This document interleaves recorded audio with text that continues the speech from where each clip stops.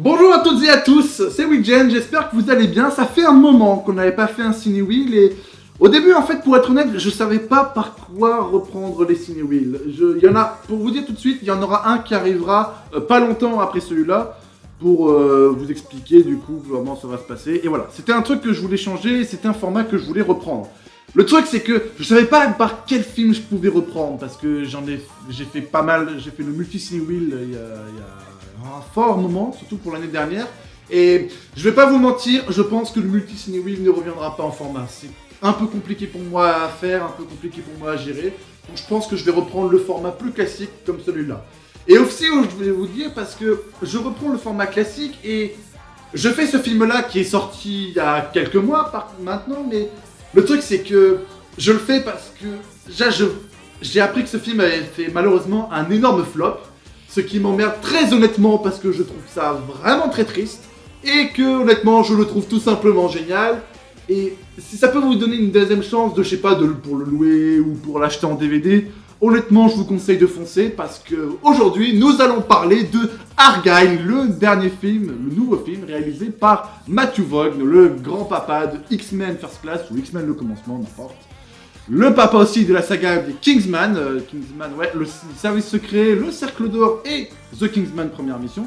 The Kingsman première mission, c'est pas mal fait charcuter aussi, mais en même temps il était fait pendant la période Covid, et il y a eu beaucoup de films qui ont été repoussés, la date a été très souvent allongée, donc ça a été un peu compliqué, mais je trouvais que c'était quand même un film plutôt bon et quand même très appréciable. Et aussi, bien sûr, il a fait Kick-Ass, Layer Cake aussi, que je vous conseille, qui est un super film aussi, que j'ai vraiment apprécié. Et Stardust, ouais, je sais, Stardust, ça fait un peu bizarre, mais franchement, c'est un très bon film de conte qui, honnêtement, raconte une belle histoire. Et bon, c'est toujours Matthew Vaughn, donc il n'y a pas de souci.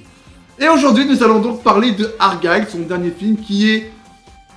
Je sais pas si je peux dire que c'est son meilleur. C'est peut-être pas son meilleur, je lui préfère peut-être quand même Kick-Ass, X-Men le commencement et les deux Kingsman. Mais honnêtement, celui-là, il est putain d'incroyable. L'histoire nous raconte en fait le personnage de Bryce Dallas Howard qui est écrivaine. Du coup, je sais plus si c'est un roman, mais je crois que c'est un roman. Qui est en fait l'écrivaine d'un roman de type d'espionnage, d'action, avec le personnage de Argylle, qui est joué par Henry Cavill. Ce qu'on nous montre dans la bande-annonce et ce qu'on nous montre aussi dans le début. Et en fait, du coup, c'est que on va se rendre compte au final, pendant le film, que elle n'a pas écrit ça totalement au hasard et qu'en fait, ce qu'elle a écrit dans les films, bah, c'est en train de réellement se passer et que du coup, elle est en fait en train d'être traquée par un vrai groupe de méchants, méchants. Je sais pas si c'est vraiment des terroristes. Non, je crois que c'est plus une organisation secrète maléfique. Et donc pour cela, le personnage joué par Sam Rockwell décide de la retrouver. Elle, la Bryce Dallas Howard, pour pouvoir du coup lui demander ce qui pourrait se passer après, car ce serait grâce à elle que ce serait la solution pour sauver le monde entier. Le film est génial, l'action est toujours maîtrisée. Matthew Vaughn est toujours un des maîtres de l'action et aussi forcément de son montage. Le rythme est vraiment toujours incroyable et on va pas lui apprendre à filmer des scènes d'action, ça c'est clair. Croyez-moi, quand j'ai vu que ce film avait fait un flop, je vais vous le dire plusieurs fois, ça m'a vraiment fait chier. Franchement, je crois que je l'achète en DVD dès qu'il sort. Matthew Vaughn est toujours le meilleur en termes de gestion d'un rythme et du temps.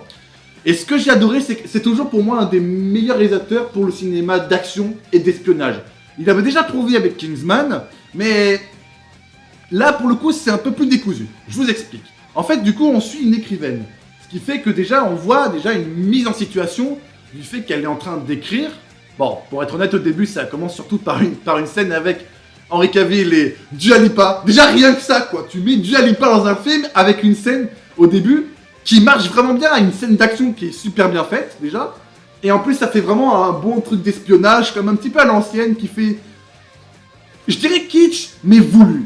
Parce que quand tu fais un film kitsch qui est voulu, déjà ça pardonne totalement. Ça veut dire que tu acceptes la condition que le film soit réalisé de telle manière.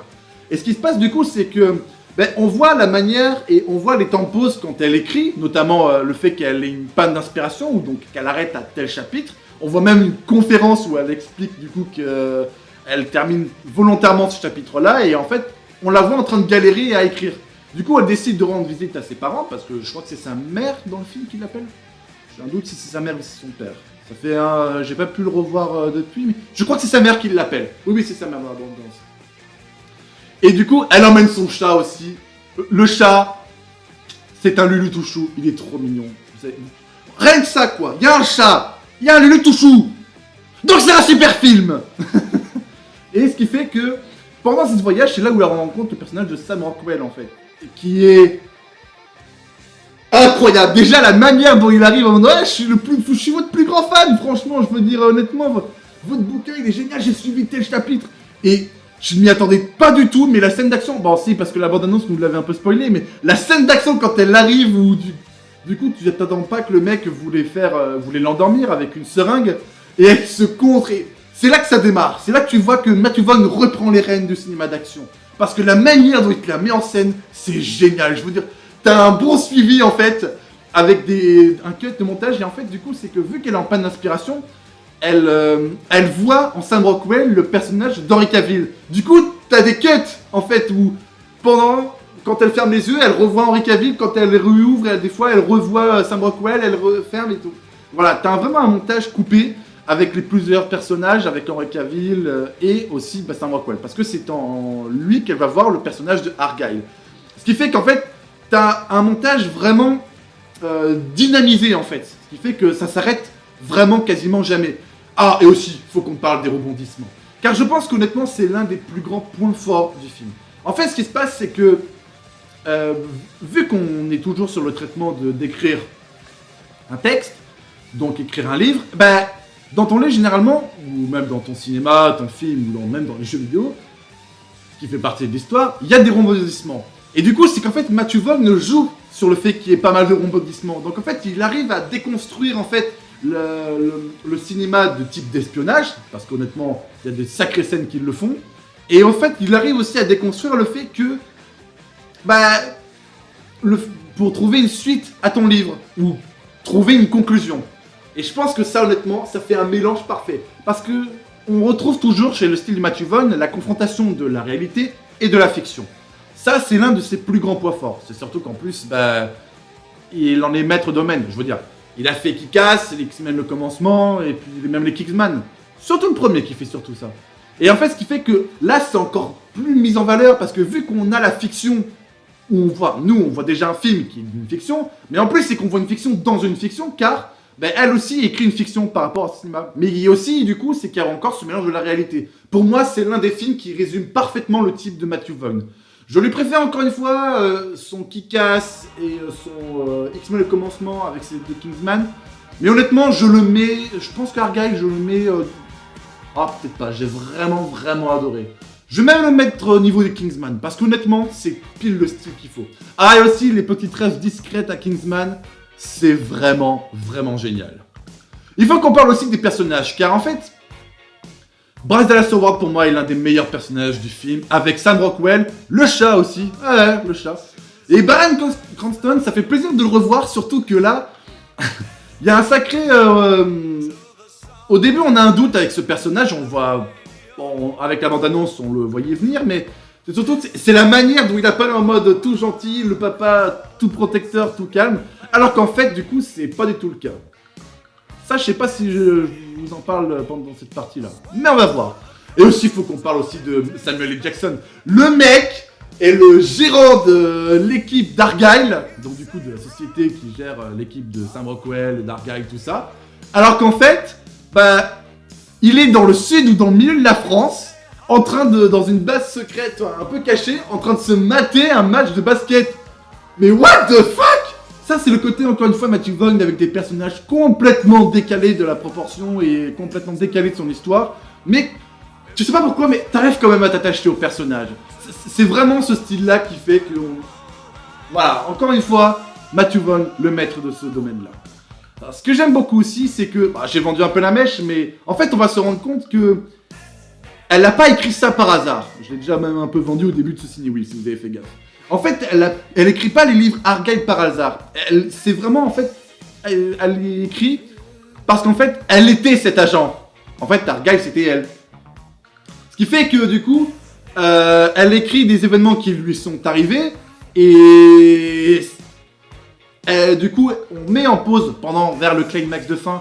On met en pause du coup le fait qu'elle est en train d'écrire pour en fait qu'on se remémore qu'en fait elle est l'agent. Elle retrouve ses réflexes d'agent et on la voit du coup à la fin combattre le boss final avec Sam Rockwell et retrouver un petit peu l'esprit. Et c'est ça qu'on trouve génial, c'est qu'en fait elle s'est fait hypnotiser, je sais pas, je crois que c'est plus hypnotisé. C'est ça qui me rappelle aussi le côté fun des films d'espionnage de l'époque et tout. Bref, parfait encore une fois. Un kitsch assumé volontaire, ce qui fait que c'est tout ce qu'on aime dans un cinéma d'action qui ne veut pas se prendre au sérieux, mais en même temps, c'est pas le but. Et je pense que c'est pour ça que, à mon avis, ça a fait un flop. Parce que du coup, je pense que vous attendiez à un vrai film, d'action sombre, un petit peu, avec une action démesurée, mais ça n'a jamais été le but. Et puis, Matthew Vaughn, c'était pas... Il sait maîtriser le sérieux quand c'est nécessaire et quand il faut. Quand faut balancer de l'action au plein fouet, je vous garantis que vous en avez. La scène où elle combat, la scène avec le pétrole, elle est juste extraordinaire. En fait, dans la base des méchants, il y a du pétrole qui s'en va, parce qu'ils font écouler du pétrole. Et du coup, ils sont dans la zone où, malheureusement, il y a du pétrole qui est en train de s'évacuer parce que ça a été coupé ou détruit. Et du coup, ça fait une grosse mare de pétrole. Et avec, du coup, ils ont failli se faire tirer dessus. Enfin, surtout le personnage de Brad Soward, qui est redevenu l'agent Argyle. En fait, a failli, à deux doigts d'être à la mort. Et a failli se faire tirer dessus. En tout cas, elle n'est pas dans une bonne situation. Et qu'est-ce qu'ils ont trouvé ? En gros, elle trouve des trucs, elle se fait des patins à glace parce qu'elle a été championne de patin ou je sais plus quel domaine. Je crois que c'est du patin. Et du coup, elle fait du patin sur du pétrole en butant les ennemis en même temps. C'est juste extraordinaire. Franchement, j'ai vu cette scène, j'étais mort de rire, j'ai fait waouh, cette claque. C'est audacieux, c'est encore une fois bien rythmé et franchement, encore bravo. Je veux pas trop vous spoiler parce qu'honnêtement, si, je le fais depuis le début, mais je vous conseille vraiment de lui donner une chance. Ce film, c'est vraiment, vraiment génialissime. Ah, et aussi, la bande-son est vraiment top. Je crois que c'est Landbalf qui est à la musique, derrière le film, et honnêtement, je trouve la bande-son vraiment top. Je pense que vous l'attendrez tout au long du film, avec un petit truc de Kingsman quand même, parce que ça se rapproche beaucoup de Kingsman. D'ailleurs, petit truc, il me semble que c'est en projet, c'est au cas où, ils peuvent faire un crossover avec Kingsman et avec Argyle.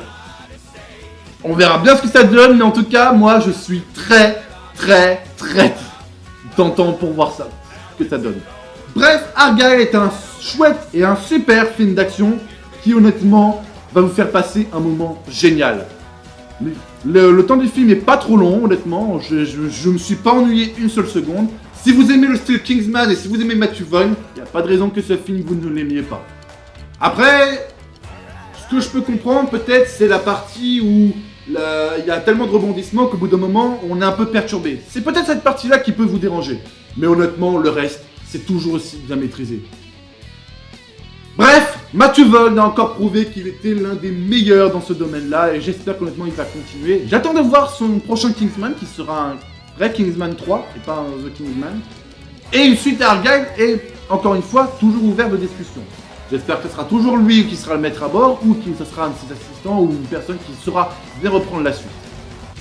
Si je peux vous donner un petit conseil aussi pour ce film, je pense que ce serait pas mal de l'acheter soit en DVD ou soit si vous pouvez trouver le moyen de le voir en louer, etc. Parce que le fait qu'il ait fait un bide, ça me triste parce que je me dis que malheureusement c'est un style que ça fait longtemps je trouvais qu'on n'avait pas affaire à ce style de film et j'aimerais vraiment qu'on y retourne. Sachant que là on a une opportunité en or. Ah et aussi, oui, la fin est totalement logique et justifiée, surtout avec Henry Cavill que j'étais mort de rire. Sur ce, je vous remercie à tous, je vous laisse le reste de l'action, je vous laisse le reste du film, et en tout cas, je vous remercie vraiment beaucoup de m'avoir écouté. C'est un petit peu le retour de Ciné Week, et le prochain sera un film Disney. Je vous dirai pas lequel, mais en tout cas, le prochain Ciné Week sera un Disney. Et comme quoi, même moi je peux m'y mettre. Allez, salut tout le monde!